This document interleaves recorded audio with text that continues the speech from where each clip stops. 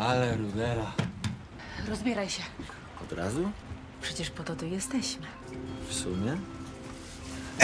Jaguners, Aga, Kareba, hari ini bahagia, hari-hari selanjutnya juga. Cinta alam, kopi, smoke, perempuan, lelaki, anugerah terindah, ya Ner ya. Seorang gadis desa berparas istimewa seketika meninggalkan perantauan pulang ke kampung halamannya karena sakit hati yang amat dalam. Tepat di depan mata ia melihat kekasihnya di perantauan itu telah berselingkuh dengan wanita lain, menjaguners di ruang kerjanya sendiri. Bayangkan bagaimana sakitnya, Ner. Pada akhirnya ia makin percaya jika lelaki di bumi ini memang rata-rata buaya. Nah, setibanya di kampung halaman, Ner, kok dirinya malah dipertemukan kembali dengan sosok pria asing berwajah tampan humoris, membuat gadis ini jadi berpikir keras karena harus tinggal serumah akibat situasi.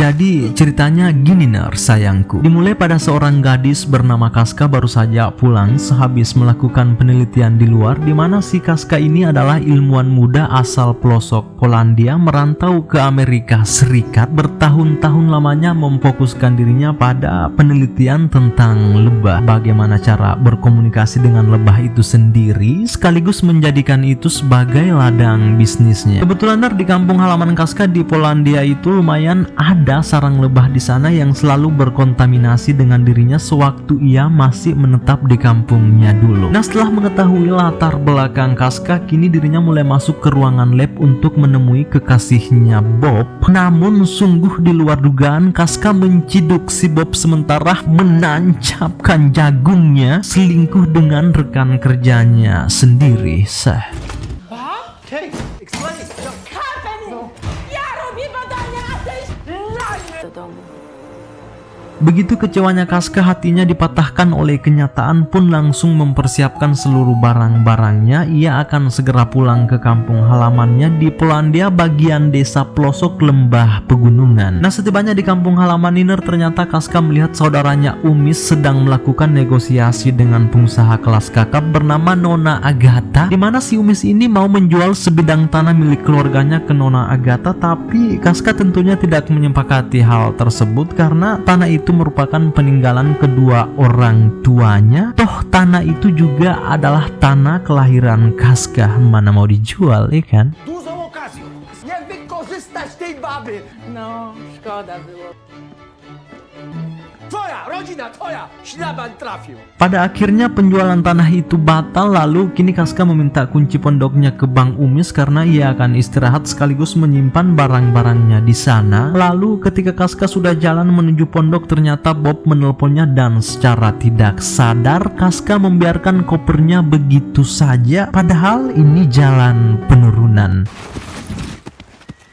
Alhasil seorang pengendara motor jatuh akibat koper itu melaju, tapinya Kaska malah balik emosi karena melihat koper miliknya jadi terhambur parah. Pengendara itu, Ner, bernama Patrick, dimana si Patrick ini merupakan seorang pendaki atau seorang penyintas yang hobinya tuh menjelajahi setiap daerah-daerah tertentu yang menurutnya mempunyai keindahan tersendiri seperti kampung halaman Kaska ini yang tidak jauh beda dengan suasana kampung saya sendiri pastinya. Merasa bersalah juga, Patrick pun langsung membantu Kaska membereskan barangnya sambil senyum-senyum di hadapannya Kaska, entah kenapa. Tapinya Kaska malah langsung cabut menuju pondok di atas gunung sana, sementara Patrick, Ner, ternyata sedang menemui Nona Agatha yang sementara lagi berendam pada villa pribadinya di atas pegunungan, menyatu langsung dengan alam yang pada kenyataannya ternyata si Patrick ini adalah adik dari Nona Agatha itu sendiri. Mereka saudara kandung. Di sini Patrick datang ke kakaknya karena ingin meminjam uang. Katanya ia sedang dililit hutang. Agatha pun memberinya, tetapi dengan jaminan saham Patrick di perusahaan. Di sisi lain, Kaska yang telah sampai di pondoknya kini lagi sementara menyatu dengan alam, menikmati setiap hembusan napasnya sambil meminum kopi karena amat rindu dengan suasana desa ini pastinya. Dan inilah pondoknya Kaska, tempat ia dibesarkan oleh kedua orang tuanya sebelum merantau ke Amerika. Nah, tak lama kemudian, datanglah tetua kampung di sini, ia bernama Bunda Maria. Bunda Maria datang menyambut Kaska sekaligus merapikan rindu sebab si Bunda Maria ini begitu sayang dengan Kaska, menganggap Kaska sebagai cucunya sendiri. No urosłaś, chudasz okropnie. No i co teraz jeszcze ku zamierzasz? Zacznę wszystko od nowa. Założę tu pasiekę. Kini malam sudah tiba yang kebetulan lagi hujan deras membuat Kaska jadi sibuk tak karuan karena atap gubuknya sudah pada bocor akibat bertahun-tahun tak dihuni. Kaska mulai sibuk melindungi lilin-lilin dari tiupan angin kencang melalui sela-sela papan. Kebetulan situasi di gubuk Kaska ini belum ada listrik, jaringan internet pun belum stabil. Menoleh ke jendela, Kaska secara tidak sengaja ternyata sedang melihat seseorang di luar sana sementara lagi bersusah payah mendirikan tenda. Merasa penasaran atau mungkin merasa kasihan melihat orang itu lagi kehujanan, Kaska pun langsung keluar menghampirinya yang ternyata itu adalah Patrick. Co ty tu robisz? To ty się rozbiłeś na mojej ziemi! Kakuj się na swój motor i zawijaj się stąd! Poczuł się! Ternyata motornya Patrick lagi mogok, tendanya pun sudah terbang ke bawah angin. Nah, dengan peri kemanusiaan, Kaska langsung mengajaknya masuk ke dalam gubuk untuk berteduh. Setibanya di dalam, ada angin, ada hujan, entah kenapa Kaska langsung membuka pakaiannya seolah-olah lagi menggoda Patrick. Patrick melihat Kaska seperti itu, ia pun jadi susah bernapas karena keberuntungan di hujan-hujan malam seperti ini katanya. Lucunya Kaska di sini juga menyuruh Patrick, No rozbieraj się. A może najpierw trochę pogadamy? Nie. berlagak manusia polos dengan karakter Patrick yang agak lucu-lucu gimana gitu. Benar-benar membuka seluruh pakaiannya dan langsung maju mendekati Kaska untuk menjagu nurse mungkin maksudnya. Tapi kok Kaska malah pergi dengan wajah emosi lalu kembali melempari Patrick pakaian ganti. Zakładaj to. Ternyata itu semua dilakukan Kaska hanya karena ingin mengetes atau semacam pembuktian jika pada dasarnya rata-rata laki-laki itu memang buaya darat. Persis si Patrick yang berkeliaran di malam hari ini. I co? Dzwoniłeś? A po trzecie, telefon mi się rozładował. Nah, karena kondisi Patrick terpaksa harus nginap di gubuknya Kaska dan berjanji akan memperbaiki motornya di esok pagi lalu pergi dari sini, kata Patrick. Keesokan paginya Patrick benar-benar telah meninggalkan gubuknya Kaska dan kini ia telah singgah ngopi di tempat perkopian, sedang Kaska sementara lagi mendatangi penjual kayu menggunakan mobil Bunda Maria yang jarang kepakai. Pada saat Kaska sudah mau pesan kayu untuk perbaikan atap di pondoknya, si penjual malah tidak memberinya. Katanya sudah ada orang yang memesan semuanya, entah siapa. Lalu pada akhirnya Kaska pulang, namun terlebih dahulu ia singgah pada penjual sarang lebah buatan. Tapi entah kenapa si penjual sarang lebah itu juga sama sekali tidak memberi Kaska, seolah-olah ada yang mengatur semuanya. Lalu Kaska pun pulang dengan perasaan kecewa. Di belakang Bang Umis, Patrick serta Bayu ternyata datang ke penjual kayu itu dan mereka lah yang mengerjai Kaska selama ini, dimana Bang Umis telah bekerja sama dengan Patrick untuk membuat Kaska jatuh cinta kepadanya dengan alasan jika Kaska telah jatuh cinta kepada Patrick nantinya pastinya ia bisa membujuk Kaska sampai mau menyetujui penjualan tanah keluarganya kepada kakaknya Patrick yaitu Nona Agatha. Jadi si Patrick ini semacam dijadikan umpan lah oleh mereka, terutama Bang Umis yang akan kaya mendadak jika tanah itu benar-benar berhasil terjual kepada Nona Agatha nantinya. Tapi jika dilihat-lihat rencana mereka ini sangat berpotensi besar akan gagal karena kita tahu Kaska sudah tidak percaya lagi dengan pria siapapun meski ia ganteng, berbadan kekar, kaya raya karena masa lalunya dengan Bob sewaktu di Amerika. Apalagi Kaska memang sempat mengetes Patrick ya sewaktu mereka nginap bareng di gubuk pada tempo hari itu. Patrick persis buaya kesurupan katanya. Nah, untuk terus mencari perhatian perhatian Casca, Patrick pun telah kembali mendatangi gubuk Casca sekaligus membawa beberapa sarang lebah buatan karena mengetahui jika Casca sudah akan menetap di kampungnya di sini, ia akan tinggal akan meningkatkan populasi lebah di sini yang hampir punah berdasarkan ilmu yang ia dapatkan di Amerika Serikat lalu. Berlagak pria paling perhatian di dunia, Patrick dengan semangat mulai naik tangga dengan maksud untuk memperbaiki atap pondok Casca yang bocor, tapinya Zajmie się tym fachowiec. Stawiałem most na dzikiej rzece. Zresztą ja nie mogę lać się na tę śliczną głowę. Co jest? O, jakby widzę. Oj, mroczki przed oczami. Dobra, nie... Już. kurang ajar si Patrick ternyata belakangnya tidak sakit-sakit amat. Itu semua dilakukan hanya karena ingin selalu nempel dengan Casca. Dari awal memang juga sudah terbaca jika Patrick sepertinya sangat mendambakan menjagu nurse bareng Casca. Nah, ketika Casca keluar kamar mengambilkan Patrick bantal, dirinya kok malah mengintip Patrick dari sela-sela papan sambil senyum-senyum sendiri. Mungkin karena otot-otot itu sepertinya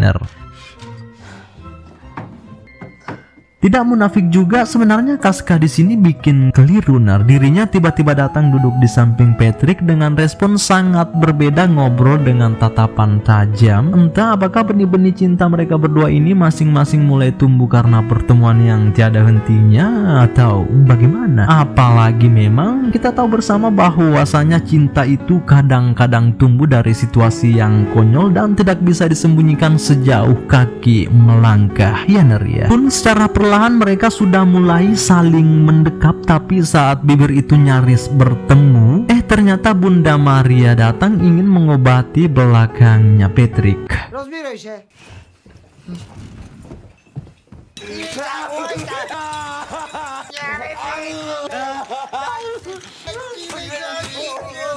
Na deski wróci. Już mi lepiej, jak ręką odjął. A ładny chłop. Słucha, Patryk? Chcę mieć tę ziemię za 3 dni.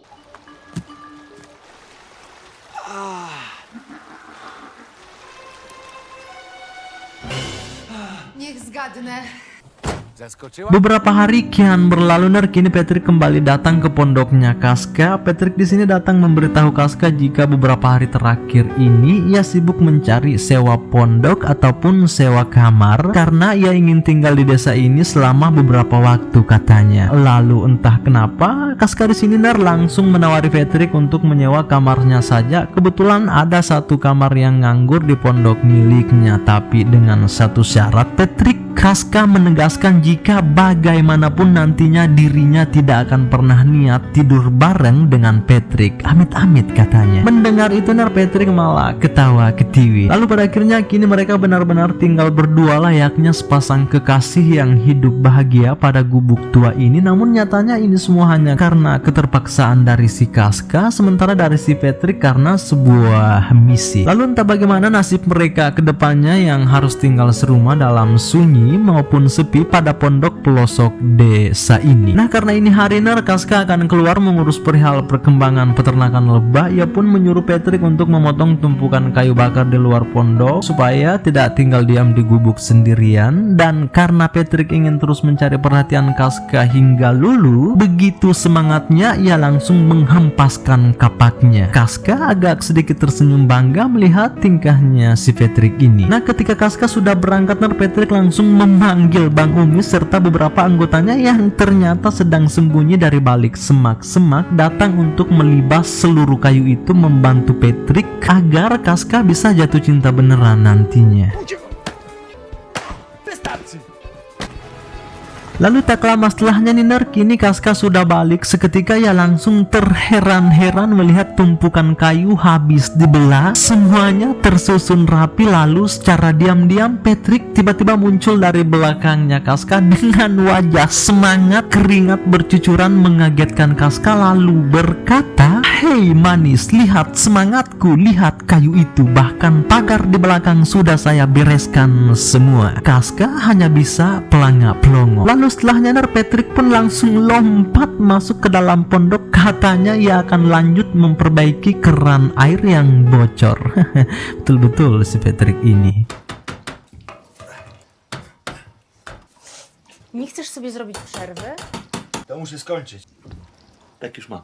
Nah, malam harinya Kaska yang baru saja balik lagi-lagi langsung disambut oleh deretan lilin menghiasi sudut-sudut pondok. Dan siapa lagi kali ini bukan ulah dari si Patrick yang sok romantis itu. Dan ya mungkin karena Kaska merasa jika dirinya seperti dijadikan seorang ratu, ia pun langsung mempersiapkan 2 gelas anggur lalu siap-siap untuk masuk ke kamarnya Patrick mengajaknya minum bareng. Atau bisa saja Kaska akan mengajaknya menjagunar semalam ini juga. Tapi saat ia sedang mau mulai mengetuk pintu Patrick, tiba-tiba Kaska merasa ragu. Atau mungkin karena gengsi seorang perempuan, entahlah Atau Kaska malah menaruh segelas anggur itu di depan kamarnya Patrick lalu masuk ke kamarnya. Nah, tak lama Patrick ternyata keluar dari kamar lalu heran melihat kenapa ada segelas anggur di sini ya. Merasa penasaran, Patrick pun diam-diam datang mengintip dari balik sela-sela pintu kamar Kaska. Dan ternyata Patrick melihat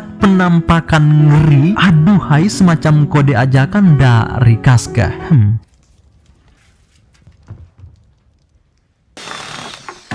Keesokan harinya tiada henti-hentinya semangat Patrick terus membara. Ia kembali memperbaiki pondok sementara Kaska akan keluar menangkap lebah yang ternyata ia meminta Patrick untuk menemaninya. Tentunya Patrick tak akan mungkin menolak apapun ajakan dari Kaska. Dan pada akhirnya berangkatlah mereka berdua mendaki melewati puncak bukit yang bertingkat-tingkat. Suguhan pemandangan yang sangat-sangat indah memanjakan mata ini. Kini Patrick terus mengikut di belakangnya Kaska sambil membawa sarang lebah buatan itu sampai pada akhirnya mereka telah tiba pada puncak terindah. Sejenak mereka singgah istirahat, menikmati kesejukan alam sekaligus menyaksikan kebesaran Tuhan. Dan di momen-momen seperti inilah biasanya akar benih-benih perasaan itu makin menjalar ke ruang jiwa hingga tumbuh jadi cinta yang berkesan. Setelahnya mereka kembali melanjutkan perjalanan hingga telah tiba pada sebuah hutan. Tu postaw. Boisz się pszczół? Zakładaj kapelusz. Będziemy je łapać. Nic ci nie zrobią, jeżeli ich nie zestresujesz. Dobra.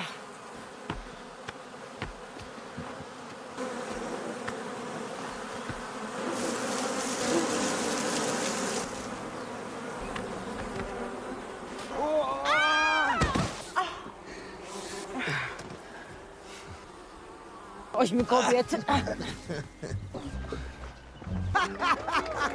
Oszalałeś? A, czyli martwisz się o mnie.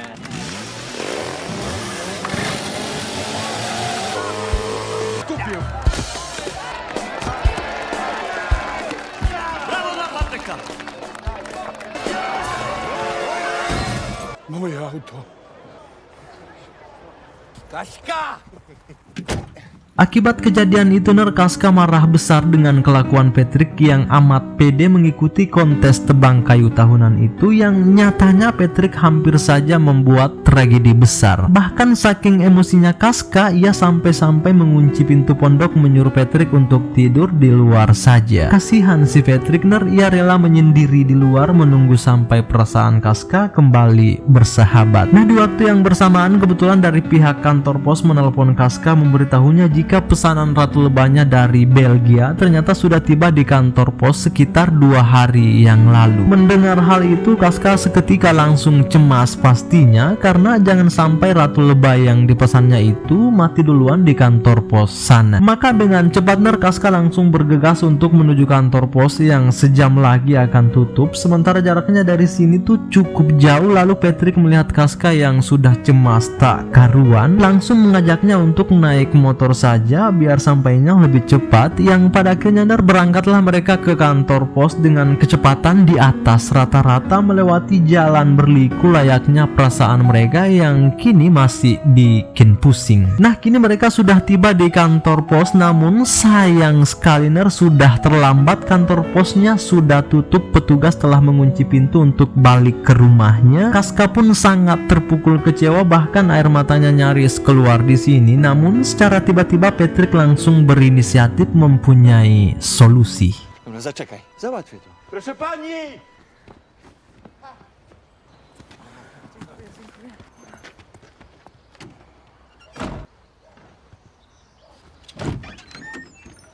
No i co? Udało ci się! Żyją. Cie, Kaska spontan langsung memeluk Patrick berterima kasih banyak karena lebahnya masih hidup. Lalu setelah itu mereka berdua pun langsung balik. Nah, sesampainya di pondok, Kaska serta Patrick mulai cerita-cerita perihal bagaimana kehidupan mengenai Ratu Lebah itu sendiri, yang seharusnya ratu hanya satu, tapi kenapa di dalam kotak itu lebih dari satu ekor, kata Patrick. Ya, begitulah mereka di sini layaknya sepasang kekasih yang sedang dibaluti obrolan manja. Sampai pada akhirnya Kaska berdiri lalu menatap ke arah Patrick seolah-olah ada maksud lain setelah melihat seluruh perjuangan Patrick terhadapnya. Patrick sangat ngerti dengan tatapan Kaska itu. Seketika langsung berdiri juga, namun Kaska malah langsung lompat duluan menciumnya. Możesz przestać w końcu. Dan di malam inilah Patrick telah menanam jagungnya itu menjagu bareng Kaska. Lilin-lilin pondok jadi saksi bisu mereka. Nah, keesokan paginya Patrick pun langsung meninggalkan pondok dengan wajah paling serius untuk segera menemui Bang Umis. Ia datang memberitahunya, "Hei Bang Umis, perasaan bukanlah sebuah permainan, semuanya telah menjelma jadi cinta yang sesungguhnya." Lalu pada akhirnya semua misi mereka dari awal kini telah batal, termasuk ambisi Nona Agatha yang ingin membeli tanah keluarga Bang Umis di desa yang indah ini. Kaska serta Patrick kini telah hidup bahagia, direstui oleh orang-orang di sekitarnya. Kini telah usai. Hal apakah yang bisa kita petik dari kisah ini? Tulis di kolom komentar ya. Sekalian juga kata-kata perihal cinta menurut versi kalian. Selamat bersua kembali.